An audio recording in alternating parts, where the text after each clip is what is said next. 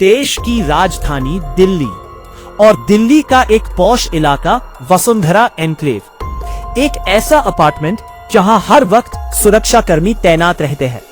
लेकिन इसी सुरक्षित माने जाने वाले सत्यम अपार्टमेंट के एक फ्लैट के अंदर जो कुछ भी हुआ उसने पूरी दिल्ली को दहला कर रख दिया है। दिल्ली यूनिवर्सिटी की एक होनहार असिस्टेंट प्रोफेसर अपने ही घर में खून से लथपथ मिलती है।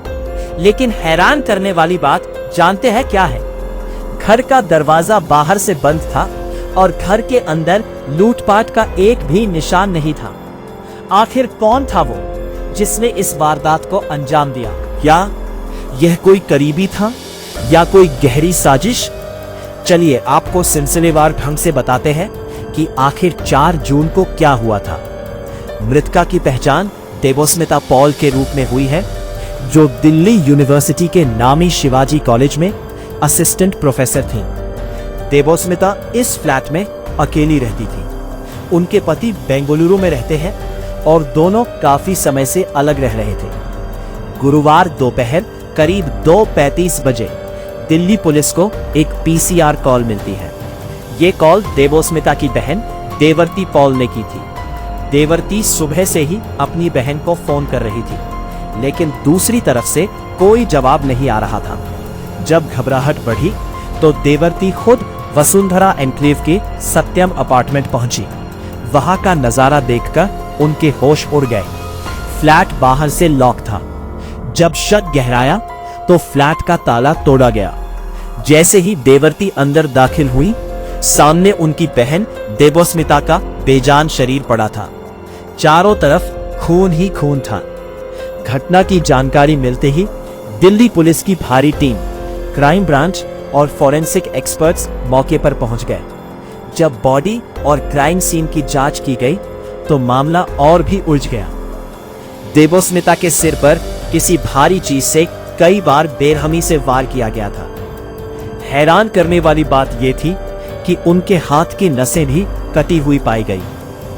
घर की अलमारी में रखी ज्वेलरी और कैश पूरी तरह सुरक्षित थे, यानी कातिल का मकसद चोरी या डकैती बिल्कुल नहीं था। घर के दरवाजे या खिड़की को देवरन तोड़े जाने का कोई निशान नहीं था।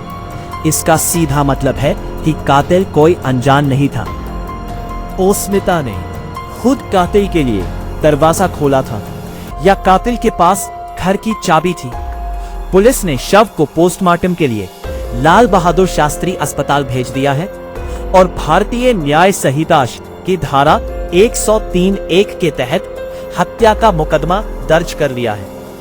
एक कॉलेज प्रोफेसर की इस तरह हाई सिक्योरिटी अपार्टमेंट में हत्या के बाद अब दिल्ली की सियासत भी गर्मा गई है। आम आदमी पार्टी के स्थानीय विधायक कुलदीप कुमार ने इस घटना को लेकर केंद्र सरकार और दिल्ली पुलिस पर तीखा हमला बोला है। उन्होंने आरोप लगाया उनके सिर पर कई बेरहम वार किए गए।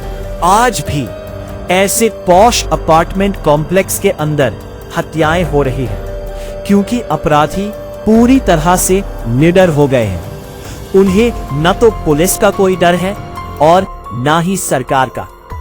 आप विधायक ने क्राइम बढ़ने के लिए केंद्र और दिल्ली में बीजेपी की सरकारों को जिम्मेदार ठहराया और आरोप लगाया कि अपराधी बेखौफ होकर काम कर रहे हैं। फिलहाल पुलिस की कई टीमें सीसीटीवी फुटेज खंगाल रही हैं, कॉल डिटेल्स रिकॉर्ड निकाले जा रहे हैं और देवोस्मिता के करीबियों से पूछताछ की जा रही है। क्या यह मामला किसी आपसी रंजिश का है? क्या इसके पीछे कोई पारिवारिक विवाद है या फिर कहानी कुछ और ही है? पुलिस अभी पोस्टमार्टम रिपोर्ट का इंतजार कर रही है ताकि मौत की असली वजह साफ हो सके। मोंटू राजा, दस्तक लाइव न्यूज।